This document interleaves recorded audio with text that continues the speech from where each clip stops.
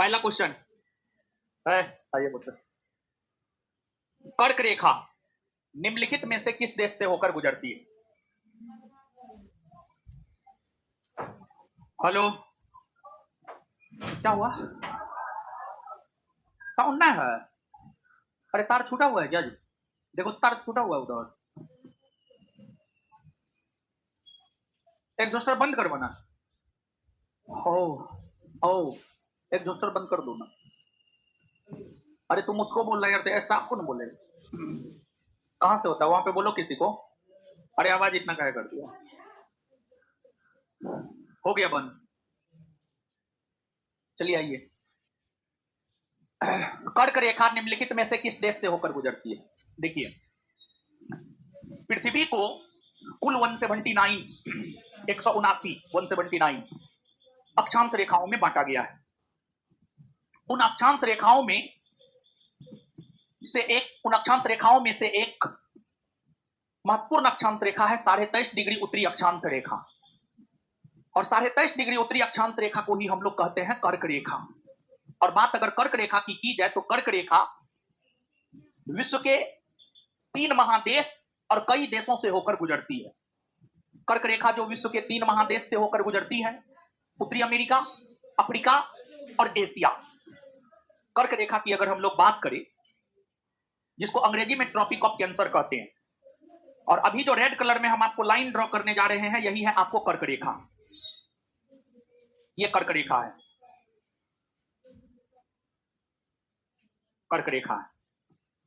और कर्क रेखा की अगर हम लोग बात करें तो जो कर्क रेखा है, नॉर्थ अमेरिका महादेश, अफ्रीका महादेश और एशिया महादेश से होकर गुजरती है। नॉर्थ अमेरिका, अफ्रीका और एशिया महादेश से होकर जो है आपको गुजरती है कौन सी काल्पनिक रेखा? तो कर्क रेखा। अब देखिएगा, इन महादेशों में अगर आप ये देखेंगे कि कर्क रेखा किन किन देश से होकर गुजरती है, तो कर्क रेखा हवाई द्वीप समूह से होकर गुजरती है, मेक्सिको से होकर गुजरती है, बहामास से होकर गुजरती है, फिर पश्चिमी सहारा, मारितानिया, माली, अल्जीरिया, लीबिया, अल्जीरिया के बाद लीबिया, लीबिया के बाद मिस्र, मिस्र के बाद सऊदी अरब, सऊदी अरब के बाद संयुक्त अरब अमीरात, संयुक्त अरब अमीरात के बाद ओमान, ओमान के बाद भारत, भारत के बाद बांग्लादेश, बांग्लादेश के बाद म्यांमार, म्यांमार के बाद चीन, चीन के बाद ताइवान। तो जो आपको कर्क रेखा है, अगर कर्क रेखा की बात की जाए तो कर्क रेखा जो है आपको 3 महादेश, उत्तरी अमेरिका महादेश, अफ्रीका महादेश और एशिया महादेश से होकर गुजरती है, और एशिया महादेश से होकर गुजरती है। अब इसमें अगर देश की बात की जाए तो हवाई द्वीप समूह, मेक्सिको, बहामास, पश्चिमी सहारा, मारितानिया, माली, अल्जीरिया, लीबिया, मिस्र, सऊदी अरब, संयुक्त अरब अमीरात, ओमान, भारत, बांग्लादेश, म्यांमार, चीन, ताइवान से होकर गुजरती है। अब अगर आप आते हैं, उत्तरी सूडान से गुजरती है? नहीं। चाड से गुजरती है? नहीं। माली से गुजरती है? हाँ, माली से गुजरती है।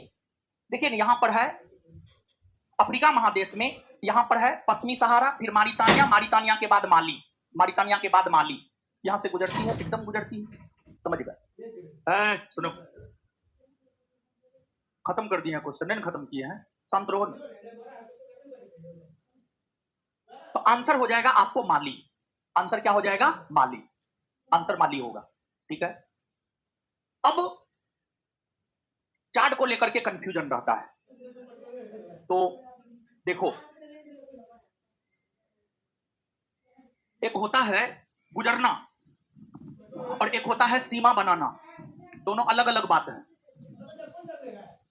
एक होता है गुजरना और एक होता है सीमा बनाना, दोनों अलग अलग चीज है। जैसे गंगा नदी के संदर्भ में चीजों को समझा रहे हैं। गंगा नदी की अगर आप बात करेंगे, तो गंगा नदी उत्तराखंड से निकलती है, उत्तर प्रदेश में बहती है, बिहार में बहती है, झारखंड के साथ सीमा बनाती है।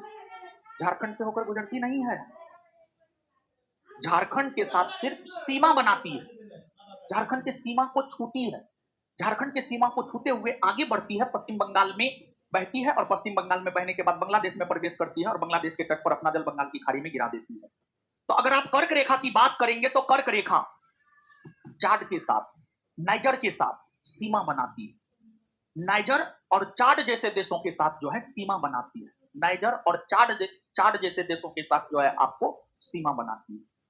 बात समझ रहे हैं? दोनों में अंतर होता है। तो यहाँ पे देख रहे हैं नाइजर है, चाड है, इस सबके साथ सीमा बना रही है। ठीक है। माली देश का नाम लिख दे क्या? लिख देते हैं बाबू सब। अब जिसको याद होगा वो तो ठीक है, जिसको याद न है वो अपना देख लीजिए। हवाई द्वीप समूह,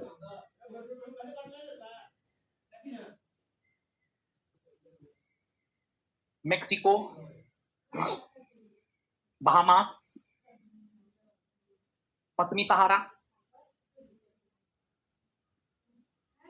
मारिटानिया,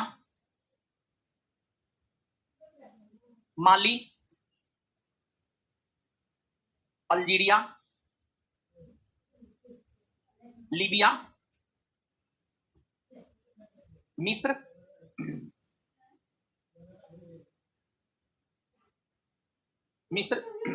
सऊदी अरब, ओमान,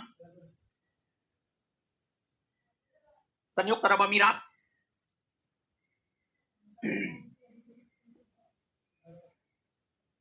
भारत, बांग्लादेश, म्यांमार, चीन, ताइवान, इन सभी देशों से होकर गुजरती है।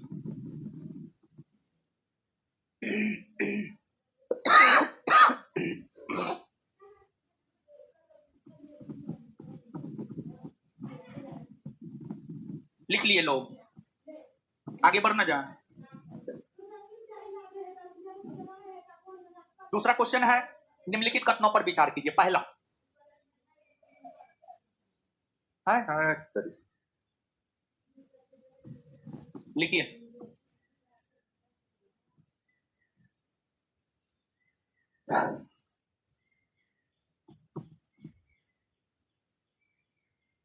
वो मेरा दोस्त है, समझे? वो जो है ना मतलब वो हमको तब मैसेज करेगा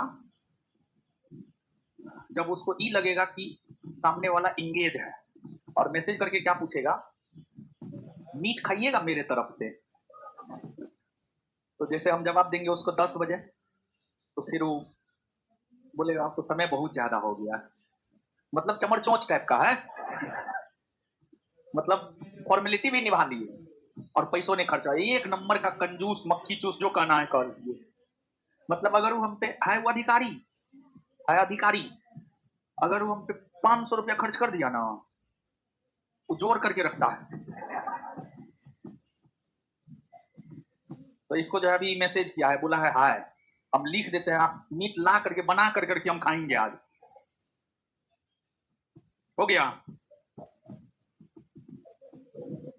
अपने तरफ से। अभी खाते हैं, अभी जवान जान है तो अभी खा लेते हैं, कुछ दिन के बाद तो छोड़िए देंगे।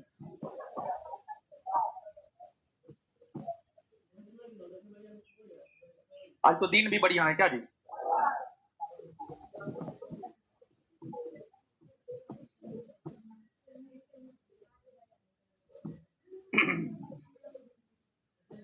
आइए दूसरा नंबर क्वेश्चन देखिए, निम्नलिखित कथनों पर विचार कीजिए। संघराज्य क्षेत्रों का राज्यसभा में प्रतिनिधित्व नहीं है, सही है या गलत? गलत है, गलत है। संघराज्य क्षेत्रों का राज्यसभा में प्रतिनिधित्व है, गलत है ये। देखिए, एक होता है केंद्र शासित प्रदेश और एक होता है संघराज्य क्षेत्र। केंद्र शासित प्रदेश उसे कहा जाता है जहां विधानसभा ना हो, और संघराज्य क्षेत्र उस केंद्र शासित प्रदेश को कहा जाता है जहां पर विधानसभा है। दिल्ली को संघराज्य क्षेत्र हम लोग कह सकते हैं क्योंकि वहां पर विधानसभा है। पुडुचेरी को संघराज्य क्षेत्र कह सकते हैं क्योंकि वहां पर विधानसभा है। जम्मू कश्मीर को संघराज्य क्षेत्र कह सकते हैं क्योंकि वहां पर विधानसभा है। दिल्ली को राज्यसभा में 3 सीट, पुडुचेरी को 1 सीट और जम्मू कश्मीर को 4 सीट। जम्मू कश्मीर को 4 सीट, जम्मू कश्मीर को 4 सीट, समझ गए। तो जो संघ राज्य क्षेत्र है उसको राज्यसभा में प्रतिनिधित्व दिया गया है, जो संघ राज्य क्षेत्र है उसको राज्यसभा में प्रतिनिधित्व दिया गया है। दिल्ली, पुडुचेरी, जम्मू कश्मीर 4, पुडुचेरी 1, दिल्ली 3। तो गलत है। निर्वाचन संबंधी झगड़ों का निर्णय करना मुख्य निर्वाचन आयुक्त के अधिकार क्षेत्र में, सही है या गलत? गलत है। देखिए, निर्वाचन आयोग का काम निर्वाचन आयोग का काम अगर देखा जाए तो निर्वाचन आयोग का काम चुनाव की अधिसूचना जारी करना, चुनाव करवाना, मतगणना करवाना, इसके बाद राजनीतिक पार्टियों को राष्ट्रीय पार्टी, राज्य स्तरीय पार्टी या क्षेत्रीय पार्टी का दर्जा देना, राजनीतिक पार्टियों को चुनाव चिन्ह आवंटित करवाना, आचार संहिता का पालन करवाना, यह सब निर्वाचन आयोग का काम होता है।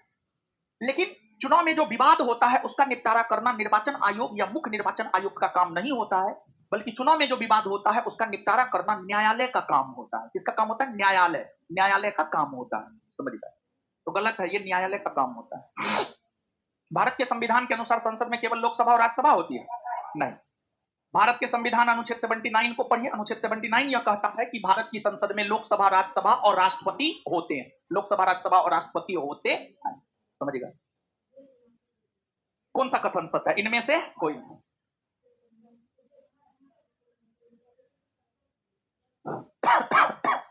आगे आइएगा। भारत में श्वेत क्रांति की शुरुआत राष्ट्रीय डेयरी विकास बोर्ड की स्थापना के साथ हुई है। इस बोर्ड की स्थापना किस वर्ष हुई है? यानी राष्ट्रीय डेयरी विकास बोर्ड की स्थापना कब हुई है यह पूछा जा रहा है। राष्ट्रीय डेयरी विकास बोर्ड की स्थापना कब हुई है यह पूछा जा रहा है। देखिए, ध्यान दीजिएगा। हमारे देश, कैमरा में कट जाते हैं जी, इसको थोड़ा इधर करो। देखिए, ध्यान दीजिएगा। हमारे देश में जवाहरलाल नेहरू से लेकर के मोदी जी तक तमाम प्रधानमंत्री हुए। उन प्रधानमंत्रियों में एक प्रधानमंत्री हुए लाल बहादुर शास्त्री, जिनका कालखंड है 1964 से 1966, जिनका कालखंड है 1964 से 1966। जानते हैं, अपने छोटे से शासनकाल में मतलब किसानों के लिए बहुत अच्छे अच्छे काम किए थे लाल बहादुर शास्त्री। उस समय का किसान लाल बहादुर शास्त्री को एक प्रकार से कहिए तो अपना भगवान मानने लगा। मतलब किसानों के समर्थन में इतने अच्छे अच्छे काम किए थे लाल बहादुर शास्त्री। तो एक बार लाल बहादुर शास्त्री जो है गुजरात की यात्रा पर गए हुए थे, गुजरात की यात्रा पर गए हुए थे। और लाल बहादुर शास्त्री देश के स्वतंत्रता आंदोलन से भी जुड़े रहे हैं। और जब लाल बहादुर शास्त्री गुजरात की यात्रा पर गए तो उनसे कुछ पशुपालक, गाय भैंस पालने वाले किसान लाल बहादुर शास्त्री से मिले और अपनी समस्या लाल बहादुर शास्त्री को पशुपालकों ने सुनाया। तो लाल बहादुर शास्त्री को लगा कि नहीं, इन पशुपालकों के जीवन में भी खुशहाली आनी चाहिए, और अगर पशुपालकों के द्वारा दूध का उत्पादन किया जाता है और उस दूध को मार्केट तक पहुंचा दिया जाए तो उससे पशुपालकों को काफी मुनाफा होगा, उसका जीवन खुशहाल होगा, आर्थिक तौर पर मजबूत होगा। तो लाल बहादुर शास्त्री के प्रयास से ही वर्ष 1965 में राष्ट्रीय डेयरी विकास बोर्ड की स्थापना हुई। और राष्ट्रीय डेयरी विकास बोर्ड की स्थापना वर्ष 1965 में हुई। और इसी बोर्ड ने वर्ष 1970 में ऑपरेशन फ्लड या श्वेत क्रांति की शुरुआत की, जिस श्वेत क्रांति ने दूध उत्पादन में भारत में बेतहाशा वृद्धि किया। दूध उत्पादन में भारत में बेतहाशा वृद्धि किया और फिर उस दूध का उपयोग भी होने लगा। पशुपालक पहले की तुलना में आर्थिक तौर पर ज्यादा सशक्त होने लगे। तो राष्ट्रीय डेयरी विकास बोर्ड की स्थापना की अगर बात की जाए तो वर्ष 1965 में हुई है। खैर ऑप्शन में कोई नहीं है, लेकिन ऑप्शन नंबर ए में 1962 को आप 1965 कह सकते हैं। 1965 कर सकते हैं, कह नहीं सकते, कर सकते हैं। तो 1962 को कर लीजिए आप 1965 और इसी को बना लीजिए अपना आंसर।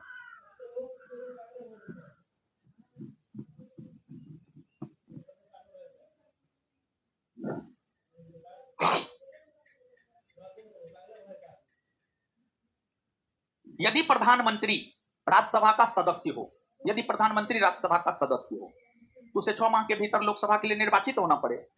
नहीं, ऐसा कोई जरूरी ना है।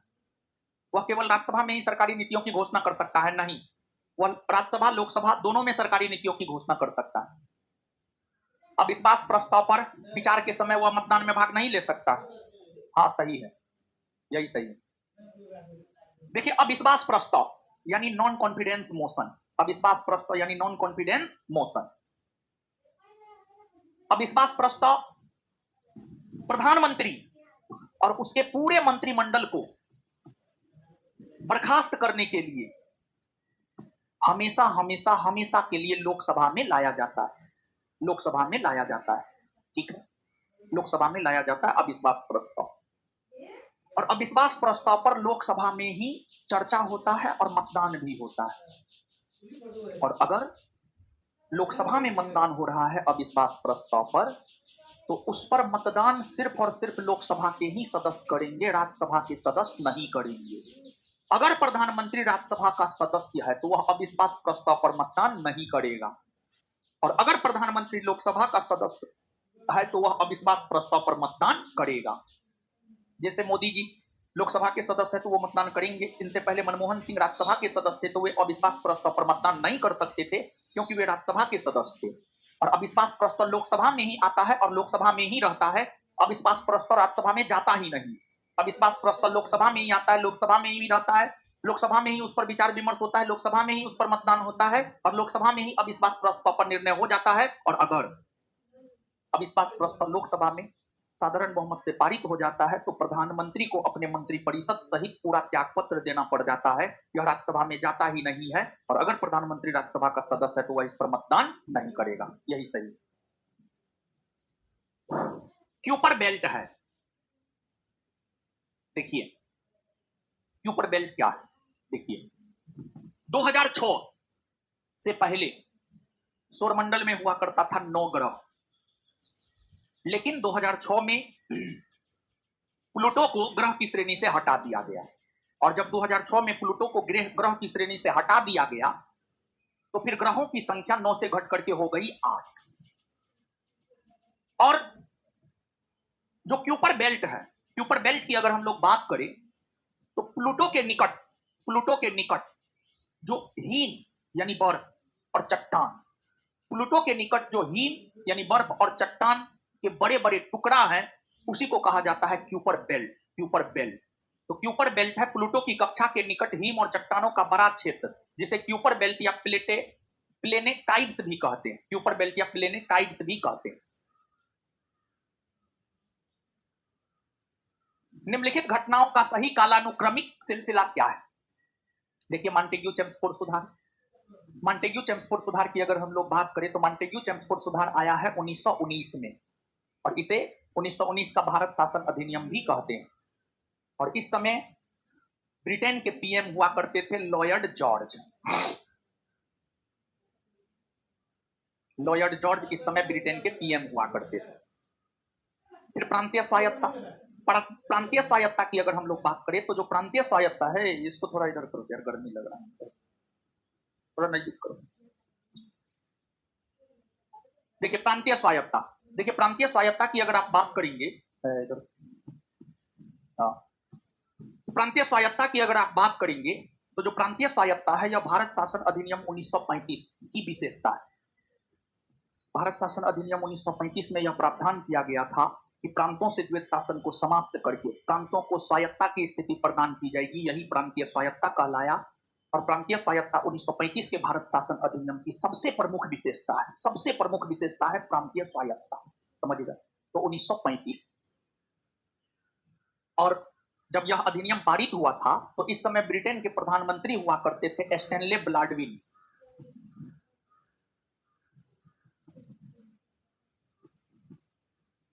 स्टैनले ब्लैडविन। आगे देखिए मार्ले मिंटो सुधार। मार्ले मिंटो सुधार की अगर आप बात करेंगे तो जो मार्ले मिंटो सुधार है, 1909 के भारत शासन अधिनियम को हम लोग मार्ले मिंटो सुधार कहते हैं। और जब 1909 का भारत शासन अधिनियम पारित हुआ था तो उस समय ब्रिटेन के प्रधानमंत्री हुआ करते थे एच.एच. एक्विथ हुआ करते थे। एच.एच. एक्विथ हुआ करते थे। समझ गए। और हर अधिनियम की अपनी अलग अलग विशेषता है, थोड़ा थोड़ा विशेषता बतला देते हैं। पार्लियामेंटो सुधार भारत शासन अधिनियम 1909 की सबसे जो प्रमुख विशेषता है, इसकी सबसे प्रमुख विशेषता है मुसलमानों को पृथक निर्वाचन का अधिकार प्रदान किया गया। फिर 1919 के भारत शासन अधिनियम के तहत सिख, ईसाई, आंग्ल भारतीय को पृथक निर्वाचन का अधिकार दिया गया। और 1935 के तहत जो है दलित, महिला, मजदूर को पृथक निर्वाचन का अधिकार दिया गया।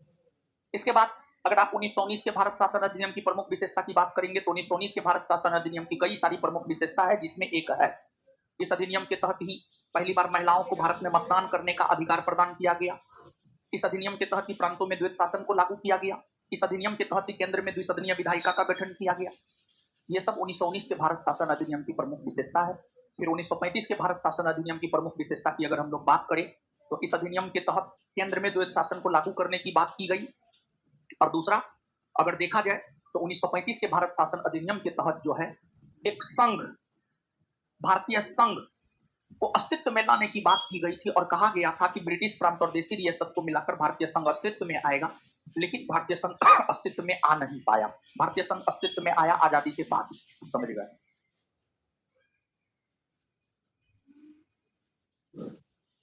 312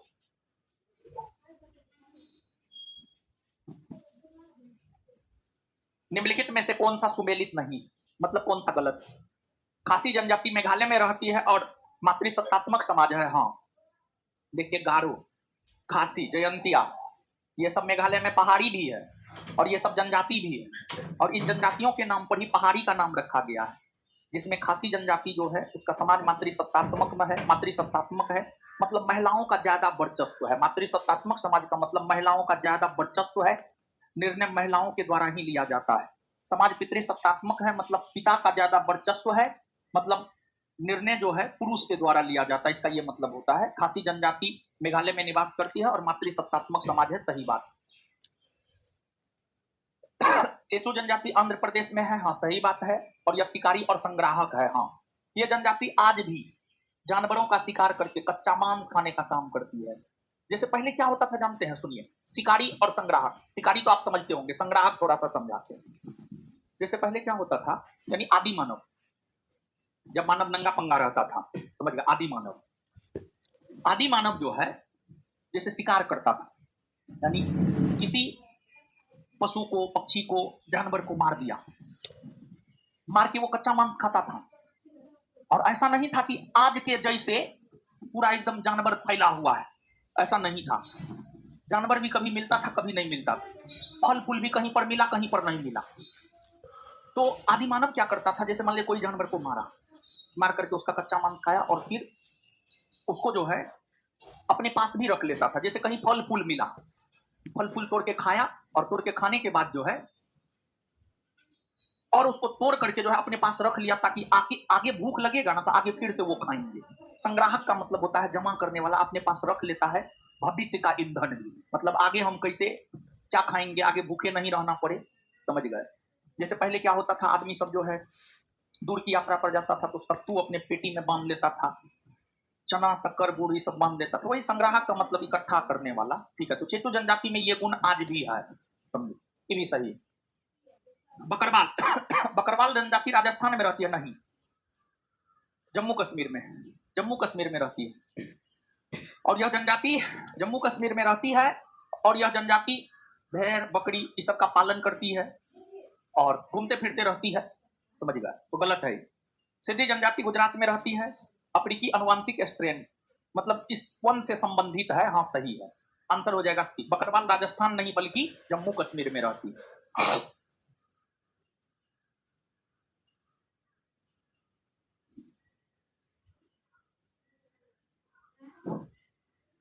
नागरिकों के अधिकार की सुरक्षा के लिए लोकपाल पद का सृजन सर्वप्रथम कहां हुआ? नागरिकों के अधिकारों की सुरक्षा के लिए लोकपाल का सृजन सर्वप्रथम स्वीडन में हुआ और स्वीडन में लोकपाल की शुरुआत वर्ष 1809 में हुई। और जानते हैं लोकपाल का मुख्य काम क्या है? भ्रष्टाचार के ऊपर अंकुश लगाना और विशेष तौर पर लोक सेवकों के द्वारा, लोक सेवक यानी public servant, public servant. Public servant यानी जो सरकारी नौकरशाह है, सरकारी अफसर है, डीएम, एसपी, डीएसपी, दरोगा, सिपाही, ये सब कौन है? सरकारी नौकर है, समझे? सरकारी नौकर है, पब्लिक सर्वेंट है। ये है पब्लिक सर्वेंट, लेकिन बनता है पब्लिक का राजा, दिखाएगा है लेकिन पब्लिक सर्वेंट, समझे? तो विशेष तौर पर सिस्टम में जाने के बाद लोक सेवकों के द्वारा पब्लिक सर्वेंट वर्ग के लोगों के द्वारा जो भ्रष्टाचार किया जाता है, उस प्रकार के भ्रष्टाचार पर अंकुश लगाने को लेकर के, उस प्रकार के भ्रष्टाचार पर रोक लगाने को लेकर के स्वीडन में सर्वप्रथम लोकपाल का सृजन वर्ष 1809 में हुआ है। भारत तो काफी पीछे है, और देखिए स्वीडन में 1809 में ही लोकपाल का गठन हो गया, और इसी वजह से आप जानते हैं आज स्वीडन भ्रष्टाचार मुक्त है। भ्रष्टाचार मुक्त है। भ्रष्टाचार बोध सूचकांक में अगर आप अवलोकन करेंगे तो स्वीडन में भ्रष्टाचार नहीं है, काफी पारदर्शिता है चीजों में। भारत में तो लगभग हर विभाग में भ्रष्टाचार है, और भारत में भ्रष्टाचार को समाप्त करने को लेकर भारत में भी लोकपाल का गठन हुआ है। लेकिन लोकपाल जो है बहुत सक्रिय कहां नजर आता है? बहुत सक्रिय तो नजर नहीं आता है, लेकिन भारत में भी गठन हुआ है, और भारत में गठन हुआ है 2019 में।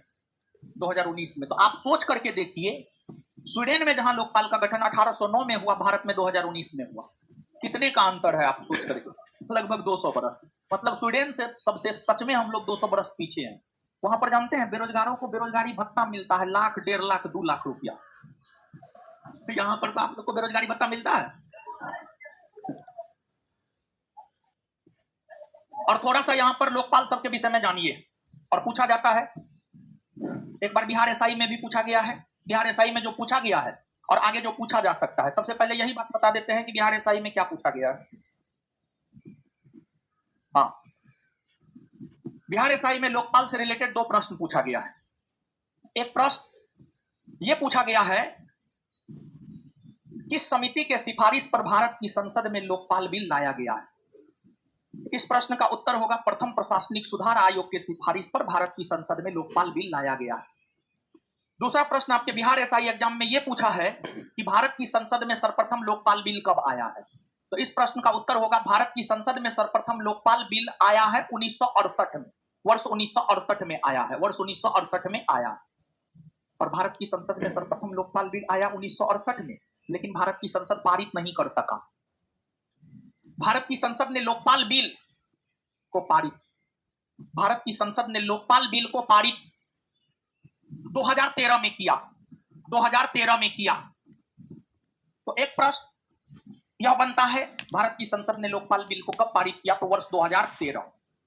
दूसरा प्रश्न यह बनता है, लोकपाल विधेयक जो 2013 में पारित हुआ था उसमें संशोधन हुआ है, और लोकपाल विधेयक जो 2013 में पारित हुआ था उसमें संशोधन हुआ है 2016 में। उसमें संशोधन हुआ है 2016 में। अगली बात, जैसे केंद्रीय स्तर पर लोकपाल होता है, उसी प्रकार से राज्य स्तर पर होता है लोकायुक्त।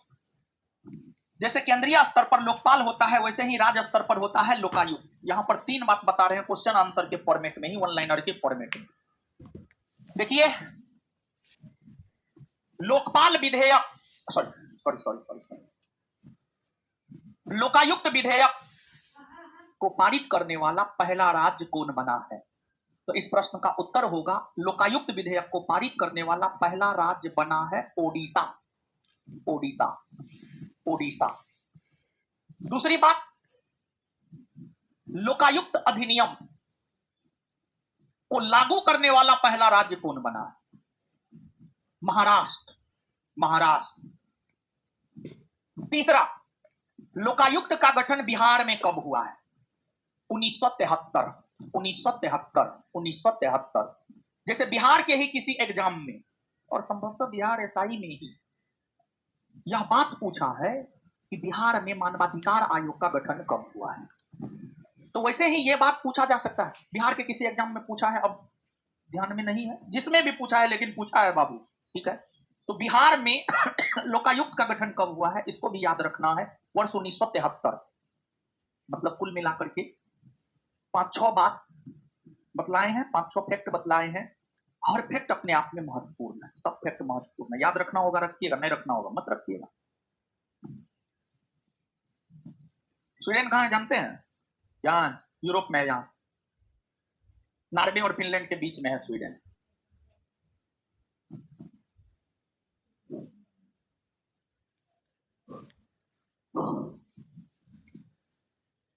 सुदरक द्वारा लिखित प्राचीन भारतीय पुस्तक मृक्ष कटिकम संबंधित है। देखिए सुदरक रचनाकार है, उन्होंने मृक्ष कटिकम की रचना की है और हर पुस्तक का कुछ ना कुछ मूल पॉइंट होता है। कहने का मतलब यह है कि जैसे हर सिनेमा का कोई ना कोई थीम होता है, कोई ना कोई थीम जरूर होता है, उसी के इर्द गिर्द जो है सिनेमा अपना घूमते रहता है। जैसे पुष्पा सिनेमा का थीम है वो चंदन की लकड़ी का जो व्यापार करता है, मतलब उसका व्यापार करके जो है बहुत तरक्की करता है, बस यही है और क्या है, और तो कुछ है नहीं। ऐसा नहीं है कि उसमें बहुत बढ़िया चीज दिखाया गया है, बहुत बढ़िया चीज नहीं दिखाया गया, समझ गए। तो अब आज का युवा क्या है, आज का युवा जो है मतलब कभी कभी सोच करके जो है बड़ी ताज्जुब होता है। मतलब आज के युवा अपना आइडियल मानते हैं किसको? वैसे यूट्यूबर को अपना आइडियल मानते हैं जो 1 मिनट की वीडियो में 10 को गाली देता है, और वैसे यूट्यूबर को अपना आइडियल मानते हैं जो एकदम नंगा नाच करता है, समझे, छपरी टाइप का। आप देखना ही वही पसंद करते हैं तो क्या करेगा, लोग वही ना करेगा, ठीक है। तो हर चीज का अपना एक थीम होता है। जैसे हर साहित्य, हर पुस्तक का भी अपना एक थीम होता है और उसी के इर्द गिर्द जो है पुस्तक में चीजों को लिखा जाता है। जैसे महात्मा गांधी द्वारा रचित पुस्तक है इंडियन ओपिनियन, मतलब उसमें महात्मा गांधी अपना विचार दिए हैं कि क्या करना चाहिए लोगों को। हिंद स्वराज महात्मा गांधी की पुस्तक है, उसमें स्वराज को गांधी जी ने समझाया, स्वराज का मतलब क्या होता है। जैसे आपको संगमकालीन एक पुस्तक है शिल्पाधिकारम, जिसके रचयिता है इलांगे आदिगल।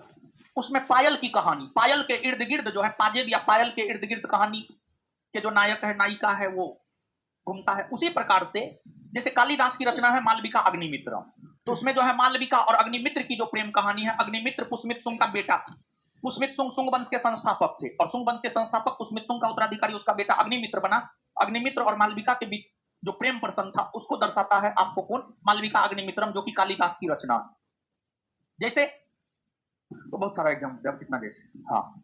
तो उसी प्रकार से जो है मृक्ष कटिकम, मृक्ष कटिकम की अगर हम लोग बात करें तो मृक्ष कटिकम जिसकी रचना सुदरक ने किया है, यह जो साहित्य है इसका जो थीम है, एक व्यापारी है, एक व्यापारी है और एक संपन्न व्यापारी है, मतलब एक सुखी संपन्न व्यापारी है और एक बेसिया की बेटी है, बेसिया की बेटी और एक संपन्न व्यापारी के बीच में जो प्रेम प्रसंग है उसी के इर्द गिर्द जो है मृक्ष कटिकम की कहानी घूमती है। तो इसी से संबंधित है, यानी आंसर हो जाएगा ए।